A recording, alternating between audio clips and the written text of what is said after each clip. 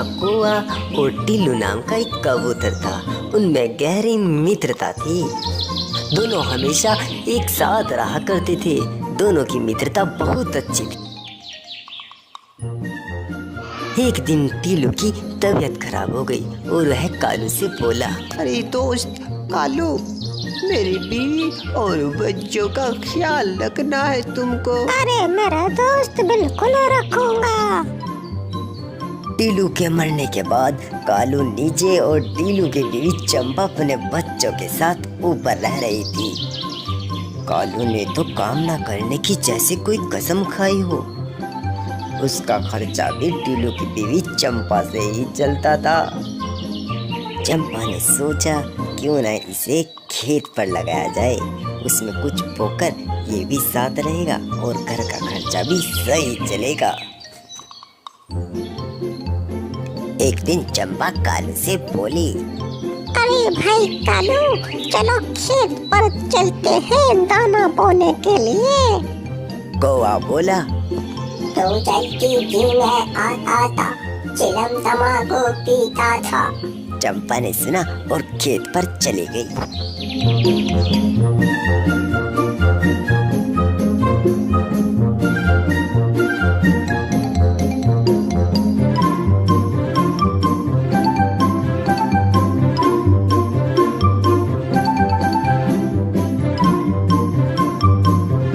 चंपा ने जल्दी जल्दी कर बड़ी मेहनत के साथ सारे दाने बो दिए।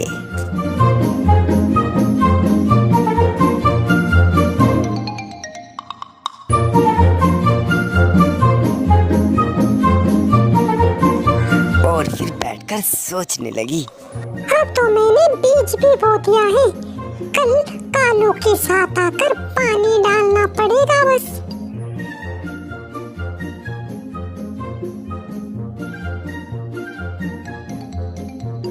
अगले दिन चंपा ने कालू से खेत पर जाने को कहा। अरे भाई कालू, खेत पर जाकर पानी डालना है आज। कालू फिर वही बात बोला, तो चलती थी मैं आता था, चिलम तमाकू पीता था। चंपा ने ये बात सुनी और बेचारी फिर खेत पर चली गई।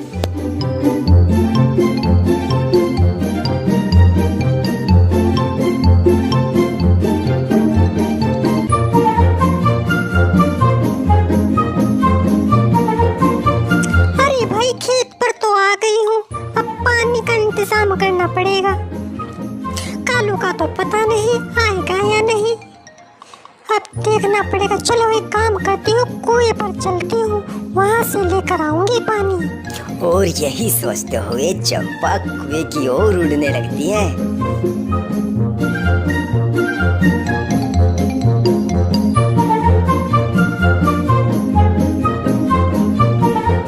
खेत से चंपा कुएं पर आकर बैठकर कुएं के अंदर झांक कर देखती है। अरे ये क्या, पानी इतना नीचे, कैसे निकालूंगी? इससे अच्छा ऊपर वाले बारिश कर दे, मेरी मुश्किल भी आसान हो जाएगी। और वहाँ से खेत की ओर निकल पड़ता है। लो भाई, चंपा की तो जैसे मनोकामना पूरी हो गई हो, बारिश भी आ गई थी।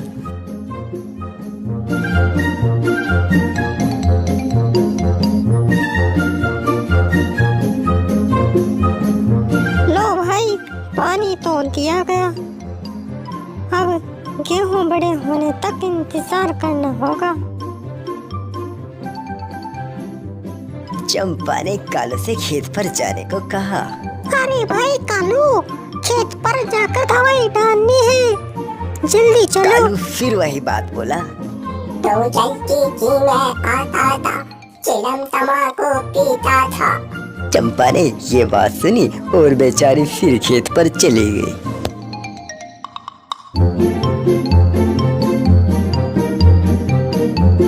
कालू से रोज बोलती हूँ खेत पर चलो, नहीं जाता। अब तो फसल पकने वाली है, कल फिर बोलूंगी, देखती हूँ मेरे साथ आता है कि नहीं। तो चलती थी मैं आता था, चिलम तमाकू पीता था। चंपा ने ये बात सुनी और बेचारी फिर खेत पर चली गई। अब तो उनकी फसल पक भी गई थी। अगले दिन चंपा ने कालू से खेत पर जाने को कहा।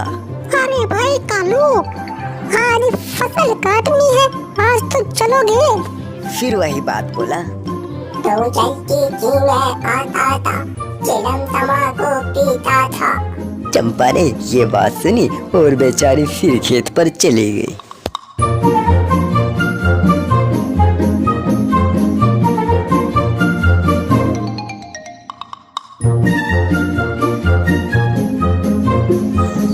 बेचारी चंपा ने बिना कालू के सारी फसल काट कर गेहूं अलग और भूसे को उसमें से अलग कर दिया।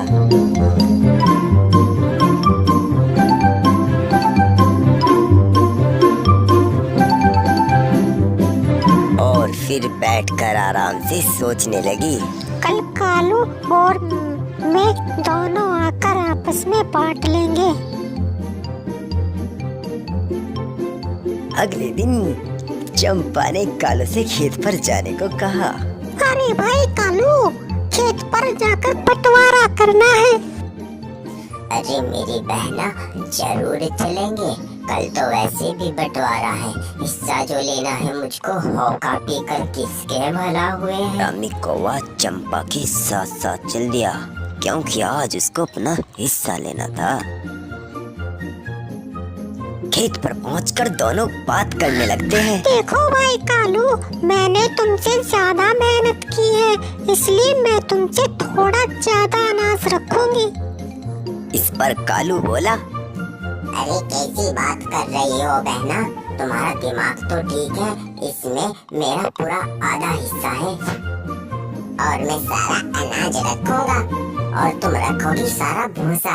आई बड़ी मेहनत वाली। अरे भाई क्या बात कर रहे हो? मैंने जो बोल दिया वही होगा।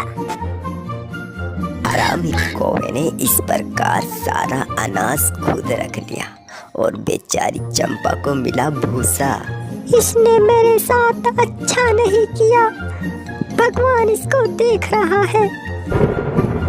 अचानक वहाँ जोर जोर से बारिश आने लगती है। चंपा तो अपने भूसे में घुस जाते हैं, लेकिन कालू से अनाज में घुसा नहीं जाता, क्योंकि जितना भी वो अनाज को खोजता इतनी ही अनाज नीचे आता। इस प्रकार कालू ने अपना दम बारिश में तोड़ दिए। जैसे ही बारिश रुकती है, चंपा भी भूसे से बाहर आकर कालू को मरा हुआ देखती है। अरे कालू कौवे, तुम्हारा हरामीपन तुम्हारे सामने आ गया। भगवान तुम्हारी आत्मा को शांति दे। और इस प्रकार चंपा को उसकी मेहनत का फल मिल जाता है और वह भूसा और गेहूं दोनों खुद रखती है। इस कहानी से हमें यह शिक्षा मिलती है कि हमें किसी का दिल नहीं दुखाना चाहिए।